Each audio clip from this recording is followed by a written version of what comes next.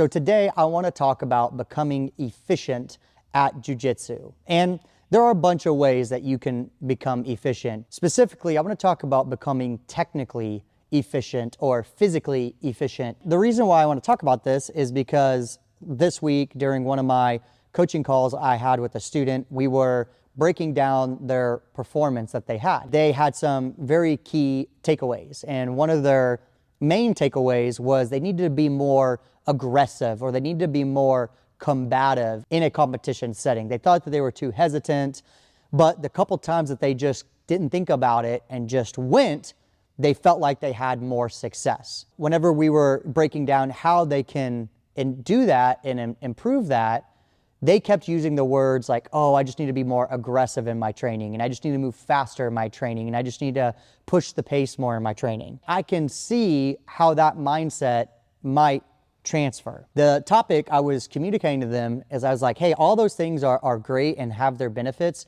but really what I think you're talking about is becoming efficient. You are starting to move with more of a purpose, and your movements aren't as big and they're more precise. That's what I mean by efficiency. He really wasn't sure how he could train that or improve that. In his mind, it was like, I just got to move faster. I got to move quicker. I understood his frustration because I remember at one point I struggled with the same thing, and no one really ever gave me a technical way or like an actual step process of how I can become more efficient. This is my 3-step process for you guys, and I'm going to use the example of a technique in this way. Like I said, there are other ways to become efficient too, but this is how I coach it and how I teach it. Not saying it's the only way or it's the best way. It's just what seems to have worked for my students and me. Step 1 of this process is you have to know the steps to the technique. You have to know the mechanics to the technique first. So if we use a knee cut pass for an example, we can break it down into 4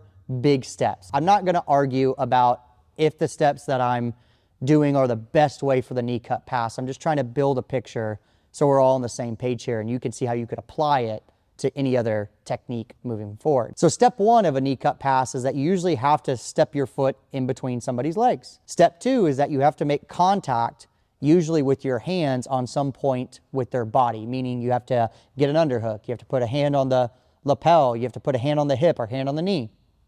Step 3 is then you have to start to cut your knee across and lower your body down. And then essentially step 4 is that you get chest to chest or some type of side control with an underhook. And until you can do that, until you can memorize the steps and you know why your hands need to make a connection and you know why your foot needs to be where it needs to and you know why you need to lower, nothing else matters.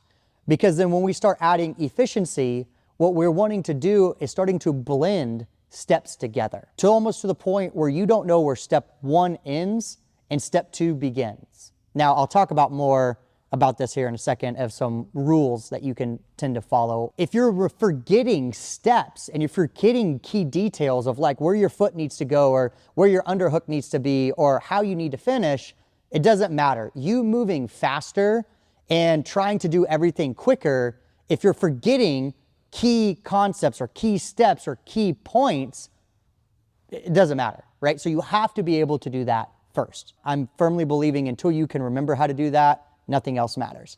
And this is why I'm a big proponent of doing a move fundamentally one way until you get it right. Seeing it the same way and practicing it the same way over and over again so those things get built in are good. And then once you can remember it really easily, now it's about being efficient. Step 2, becoming efficient.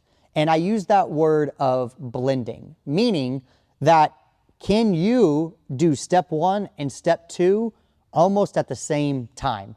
Can you step in and make a connection with your hands simultaneously? Think about those 4 steps that you first learned with a knee cut pass and figure out, are there steps that I can blend together? And are there things I can do more simultaneously?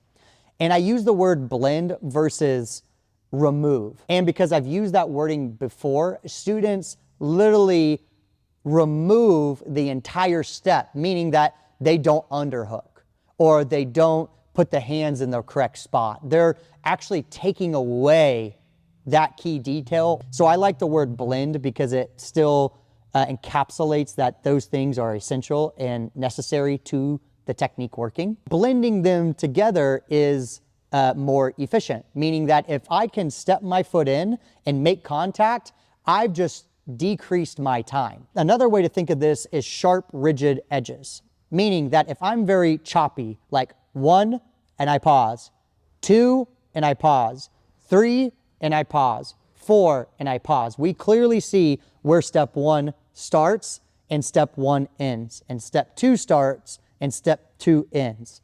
We want to try to make it more of a circle, meaning like how can we blend those pieces together where it looks more smooth and more fluid. That is not necessarily speed or fast or needed to be done fast or quickly. You can move very efficiently and keep your heart rate low and not use a lot of effort.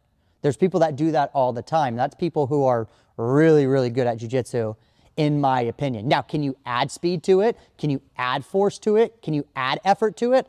Absolutely. But if you're forgetting key details and you're still doing it choppy, it takes more energy and it takes more effort. When I talked to my student about that, he really understood it. And we even talked about another example of doing it with the triangle choke. And so we kind of troubleshooted and he practiced and was like, oh, maybe I could blend this step together. I can maybe blend that step together. I can maybe blend this one together. Proud part that I had for him was that he was seeing the concept being applied to other techniques. Step 3 of this process, of the 3-step process, is now drilling it or practicing it in live training.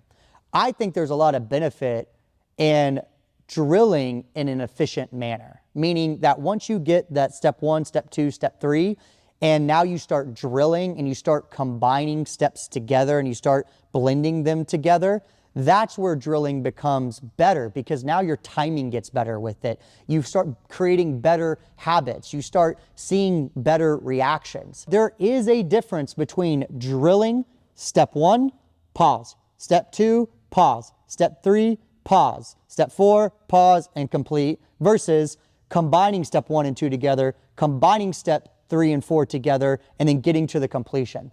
That takes practice, and that's a skill set to become efficient. If you have a grappling dummy, or if you have a buddy that you can use them for those ideas. Depending on how you're approaching or how you're applying your technique, it might need to slightly change, which is awesome. Sometimes you can't blend step 1 and 2 together. It's just not possible. Let's say our new move has 5 steps. This is just an easier example. And so sometimes when you're doing this mindset, you will find that you have to do step 1, but then you can blend step 2 and step 3 together. If I have to do step 1, right, and then drop before I can do step 2 and step 3, that's an essential detail that I need to file away later. That's the things that we want to pick up on. Now, some people will say, well, they're not reacting and they're not countering it. Okay, great. Then you go in and you do it in live training. And these are, like I said, where innovations come in, and people who figure these things out, they figured out, oh, well, like, no, you don't need to put your hand here anymore if you put it over here now and you combine all these together. But that's really getting into the weeds of jiu-jitsu and really nerdy stuff that I love teaching and helping students out. And so this is something that I feel like would have really helped me out as a developing student. It helped out a student of mine. I thought it might help you guys out. Let me know down in the comments below what you think about becoming efficient. What have you done to become more efficient in your jiu-jitsu? Also, if you are looking for a little bit more jiu-jitsu help, you can grab my free acceleration guide. That's down on the bottom. If you're interested in coaching, you might be a good candidate for my jiu-jitsu accelerator program. You could apply for that. Stay after it and keep training. I'll see you guys in the next one.